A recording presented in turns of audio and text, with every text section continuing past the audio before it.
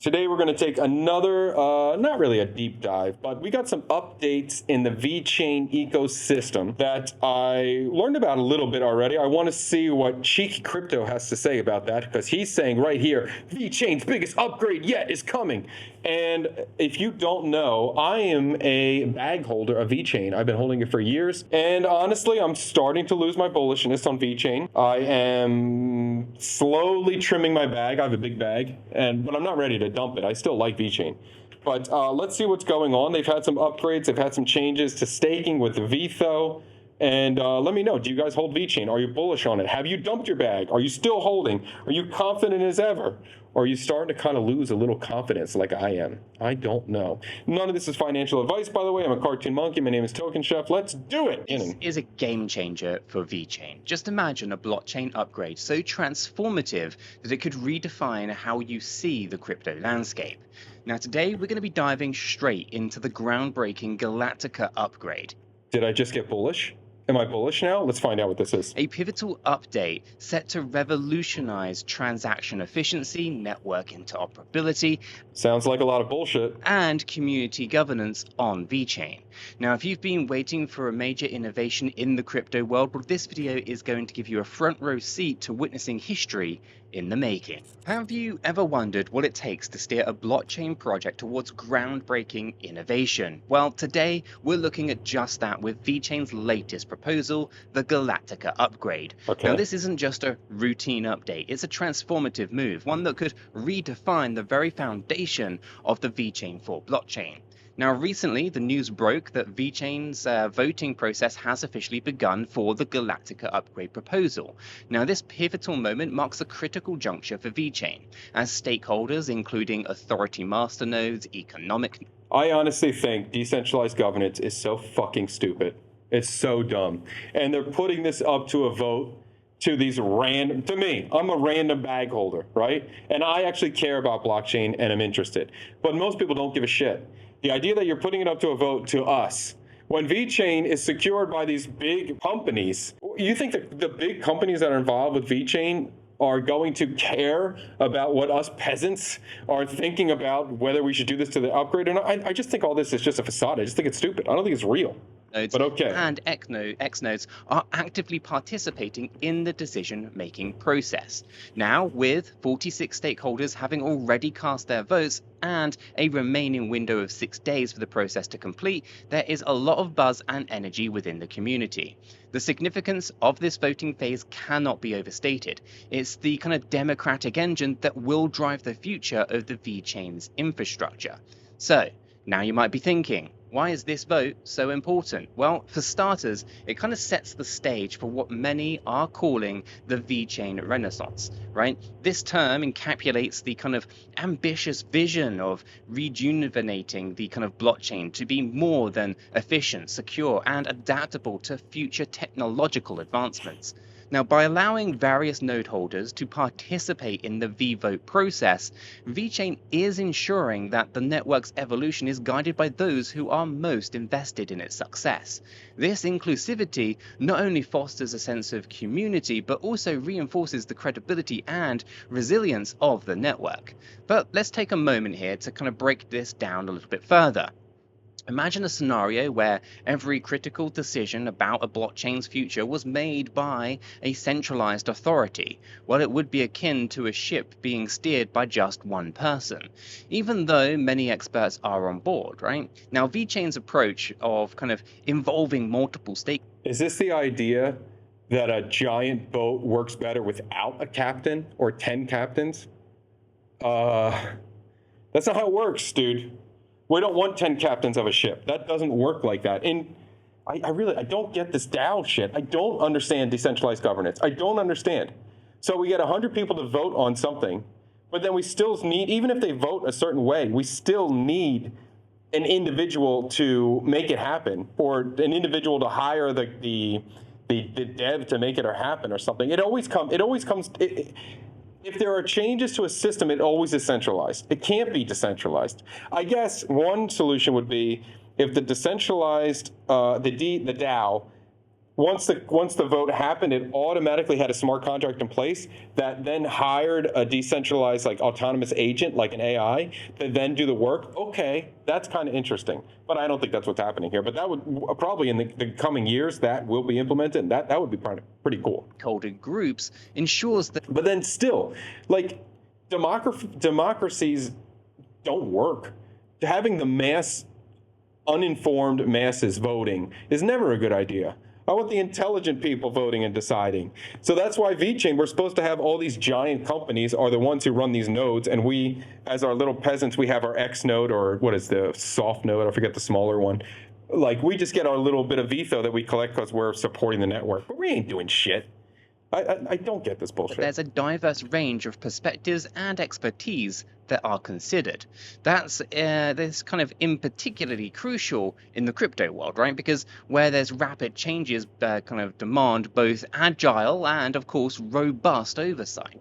Now, the process kind of also reflects the broader trend in the cryptocurrency world towards, decentralization and community-driven governance. This is not just merely about technical upgrades. It's a kind of fundamental shift in how decisions are made in the blockchain ecosystem. Now, when you hear that there's 46 stakeholders that have already made their voices heard, it's a reminder of how deeply intertwined the community is with the evolution of technology that they believe in. And with 6 more days left of voting, the final outcome could set a kind of precedent for similar upgrades. This video was released 2 days ago, so there should be, I guess, 4 days left in the voting, assuming the timing is correct. It's in other crypto networks. Now, as we kind of progress, keep in mind the importance of this kind of democratic process. It's a testament to the strengths of decentralized systems and a clear indicator that when the community comes together, monumental change is not only possible, it's kind of inevitable.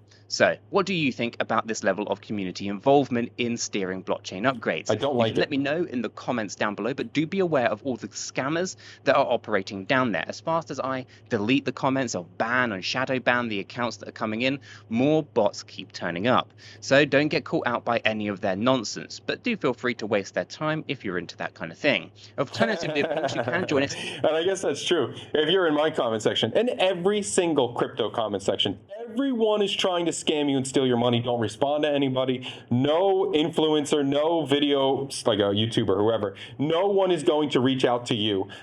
Anyone who reaches out to you is trying to scam you. Anyone who says, hey, I'm having a problem. Can you help me? My wallet address is chocolate starfish Django, whatever the shit. Everyone's trying to scam you. Don't pay attention to any of that crap. Okay, let's go. Our free Discord server is linked in the description down below. It's completely free and we can continue the conversations down there. Now, if you're excited, or at least as excited as I am about the future of blockchain technology, then you're going to love what we're going to be discussing next. The actual impact of the Galactica upgrade on the Vechain 4 network. So let's take a closer look at how this upgrade is poised to transform transaction processing and overall network functionality. Now, Okay, just to give you some updates too. Very, very, very recently, probably a week or 2 weeks ago, there's been an upgrade to the Vechain network where you are not going to collect VETHO passively just by holding Vechain in your wallet. You will now have to stake Vechain to get rewarded that VETHO, which is probably a good thing. So VETHO doesn't just get dumped on the market all the time by people who don't care. And also, there will be less VETHO rewarded. So VETHO should become a little bit more of a rarity and slightly more valuable. So I can get behind that. I think that it's a little bit of annoying, adds an extra step. So the people who don't want to put in any effort will not collect any VETHO. So that's kind of a good thing. But let's see what Galactica is. I have no idea what Galactica is. The most intriguing aspects of this upgrade is the introduction of the dynamic gas fee market. Now, you might be wondering, what exactly does that mean for me as a user or an investor? Well, traditionally, many blockchain networks have relied on fixed transaction fees. This approach, while straightforward, often fails to account for fluctuation demand in the network, leading to inefficiencies and unpredictabilities in transaction costs. Now, inspired by Ethereum's EIP-1559, the dynamic gas fee market kind of replaces the fixed fee model with kind of a more kind of of adaptive system, here's how it works, right? So the new model introduces a base fee that adjusts in real time based on network demand, coupled with an optional priority fee, which this basically means that during times of high congestion, the base fee increases to manage the volume of transactions, while the users can or at least who want to, I should say, want their kind of transaction process faster, can opt to pay an extra fee to incentivize validators, right? Kind of a lot like Ethereum's kind of bidding system. Now, if you think about it, this mechanism creates a more balanced and fair fee structure. It dramatically reflects the state of the network at any given moment, ensuring that the users are not overpaying during low demand periods or overpaying when the network is busy. Wait, Now, this what? kind of flexibility is crucial in a fast evolving market. How is that different?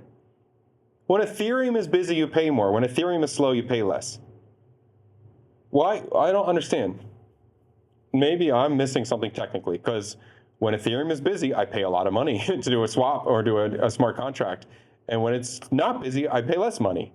Isn't that how it's always been? Isn't that how it's always been?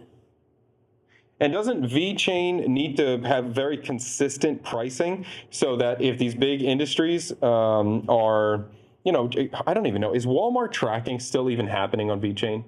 Like I've been holding for years. I haven't been paying attention. All I hear about is all this VBetter DAO shit. Is that even a thing going on anymore? Is Vechain tracking shit anymore? Is that over? Where every second counts and every transaction matters. Now, the benefits don't stop there. This upgrade also encompasses significant improvements to the Ethereum virtual machine, known as EVM, within the Vechain 4 blockchain. Okay. Now, by updating the EVM, Vechain is aligning itself with the latest Ethereum standards, paving the way to kind of enhance compatibility with a wide range of tools and applications. Now, this is a big deal because it means that developers can now create more sophisticated interoperable applications that can seamlessly interact with both Vechain and the Ethereum native platforms. Furthermore, the introduction of standardized transaction envelopes under the new typed transaction model is set to revolutionize how blockchains operate, at least operations are kind of processed. This modular approach not only simplifies contract interactions, but also ensures the system can integrate future kind of features without any... If you didn't understand that before, the EVM, the Ethereum virtual machine, is basically, it's like a way that a developer can take their app that they built on Ethereum and just bring it over to Vechain. Or perhaps build a bridge so that you could use that app over on Vechain and swap back and forth. So it's basically, if all the developers, well, I should say, most of the development is happening on Ethereum, having an EVM is a way to vampire attack Ethereum to make it easy for developers to come to your particular chain to try to sway them to come over and say like, hey, we'll pay you to come over here, or hey, we have faster transactions or whatever. You built on Ethereum, why don't you jump over here? We have an EVM working. If you are buying a layer 1 chain, an L1, you would like them to have some EVM capability to be able to siphon off some of the development from Ethereum to your chain. It's a good thing. Yeah, I mean, okay. Major disruption. Just imagine, right? A blockchain that evolves, gracefully over time without the need for disruptive overhauls. A kind of truly forward-thinking model that anticipates the needs of tomorrow's decentralized applications.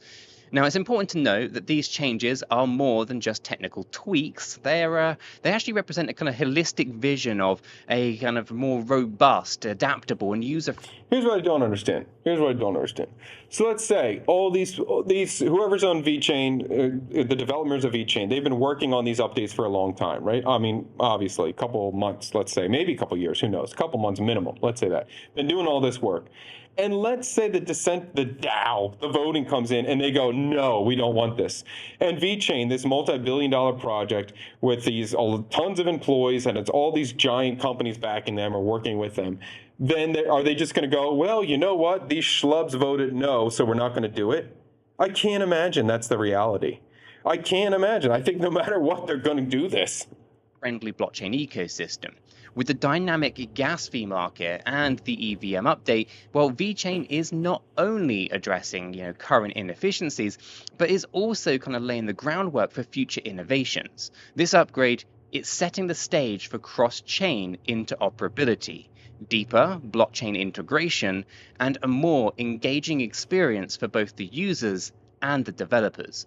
Now, let's consider the broader implications of this, right? Because in the highly competitive cryptocurrency market, staying ahead means continually adapting and improving. The Galactica upgrade is. This doesn't sound like staying ahead to me so far. This just sounds like piggybacking Ethereum. I want to see fucking deals made with big corporations. That's what would get me bullish on Vechain. This shit ain't getting me bullish on Vechain. What's the difference between Sui and Sei and every new L1 that's faster than Vechain and maybe has better decentralization? Who's like, or even Sonic now. Sonic's doing pretty good. A clear indicator that Vechain is not content with the status quo. Instead, it's actively working to build a platform that can meet the demands of an ever-changing digital economy. Whether you're kind of a seasoned investor or someone who's completely new to crypto and the crypto space, these developments are critical indicators of where the industry is heading. So, as we kind of move forward in our discussion today of this video, you've got to ask yourself this. How will these dynamic changes in transaction fees and blockchain compatibility impact your crypto strategies? You can drop your thoughts in the comments down below or join us in the free Discord server. My Vechain bag is going to get smaller. That's what's going to happen. At this moment, I'd rather hold Constellation Network or Quant than Vechain. I'm not dumping 100%. I'm not doing that. I'm always going to hold some because I don't want to see this thing pump and I miss it. But I'm waiting for Dana White to tell Trump, hey, Vechain. That's the reason I'm going to hold Vechain. That's my most bullish thing right now on Vechain is Dana White is in office and Vechain's attached to UFC. That's it. Like, dude, when the fuck is something going to happen with Vechain that's not about V better DAO? I don't care about V better DAO. I think it's stupid. Honestly, I think it's stupid. What else? I think that's it. And we can continue the conversations down there. Okay, so now that we've covered the immediate impacts of the Galactica update, let's shift our focus to the broader picture here. What does this mean for the future of Vechain and the cryptocurrency market at large? Well, this section is all about exploring the strategic vision behind the upgrade and its potential to unlock new opportunities for cross-chain innovation and ecosystem expansion. So, in its wake of kind of rapid technological advancements, maintaining compatibility with industry standards is no longer optional. It's an absolute necessity. Now, with the Galactica upgrade, Vechain is taking a significant step in this direction by updating the Ethereum virtual machine and aligning more closely with Ethereum's standards. Now, Vechain is essentially opening up its doors wider to developers and projects from the kind of broader crypto ecosystem, right? This alignment is kind of set to break down barriers between different blockchain networks, creating a more integrated environment where innovation, God damn, man. This is why I'm bullish on Constellation Network and Quant, because they actually are, whether you're Constellation Network, you're the L0, where the L1s live on top of you. So it really has cross-chain capabilities, or you're Quant, you're an overledger, and you kind of live on top of them, allowing for our cross-chain swaps. This is just another bridge situation. Bridge situations suck ass. It doesn't connect the networks. I'll make a bridge, a centralized bridge in between these two things. That's not good. That's not functional. I don't think that's how crypto ecosystems are going to evolve, by centralized bridges. Now, one of the most exciting aspects of this upgrade is its potential to drive cross-chain innovation. By enabling direct integration with Ethereum's native tools and wallets, Vechain is not just improving its own network, but it's also contributing to a more connected blockchain landscape. Just imagine a world where applications built on different blockchains can interact seamlessly. This is the future that Vechain is striving to create. That's Constellation Network. That's Quant. That's why I'm so bullish on them. We're still talking about bridges with this. Unless Vechain is going to become a L2 on Ethereum, then we still got bridges. It's still bridges. With enhanced compatibility, the platform becomes a fertile ground for new tools, services, and decentralized applications that were previously out of reach. Moreover, this upgrade brings with it a kind of suite of technical improvements that can go beyond kind of the immediate benefits of reduced transaction fees or better kind of contract interactions. The introduction of Push Zero and the optimization of gas costs, for instance, the strategic moves are designed to kind of streamline operations and reduce overheads for both users and developers. It's these improvements that not only enhance efficiency, but also set the stage for scaling the network to handle increased demand. And in a world where scalability is often kind of the Achilles heel of blockchain projects, these enhancements could pave the way, or at least prove to be, I should say, a game changer.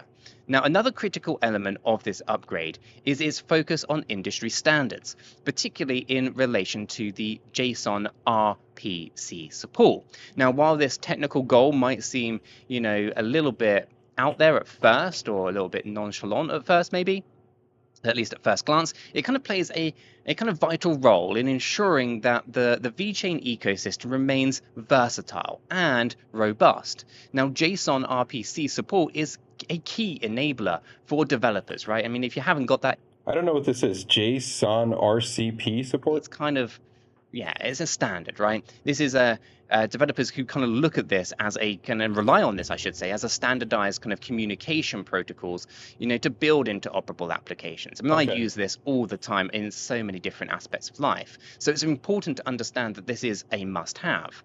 So, by achieving this, Vechain is not only, focusing on kind of future-proofing its platform, but it's also inviting a broader community of developers to kind of contribute to its growth. This is a strategic move that's kind of reminiscent of other major upgrades in the crypto space, such as Ethereum's kind of Shanghai release. Much like those groundbreaking updates, the Galactica upgrade is designed to address both the current challenges and the long-term opportunities.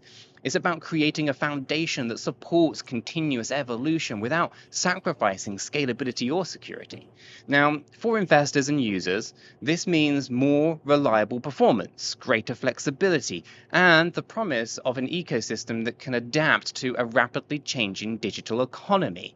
So, what does all this mean for the future of crypto then? Well, it means that Vechain is positioning itself as a key player in the next phase of blockchain innovation, right? Phase where interoperability, scalability, and user-centric design, they take center stage.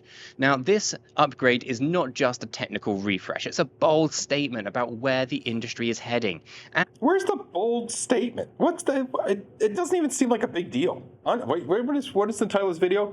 Vechain's biggest upgrade yet. How about going to a two token system? That was a pretty big upgrade. And I understood why that happened, and that made sense to me. When Ethereum became too expensive, it made sense to have 2 tokens. Like, I got that before. This doesn't seem like that big of an upgrade at all. They already had an EVM. Okay, maybe it's a better EVM, I guess, but... And as we kind of witness these developments, one thing becomes clear. The future of blockchain is not just about new technology. It's about building ecosystems that are robust, inclusive, and ready to challenge, at least let's say challenge tomorrow, but ready for the challenges of tomorrow, right? Now, before we kind of wrap up, we need to consider this. As the kind of lines between different blockchains blur, how do you see the role of interconnected digital worlds? Are you ready to embrace the changes that come with greater interoperability and enhanced performance?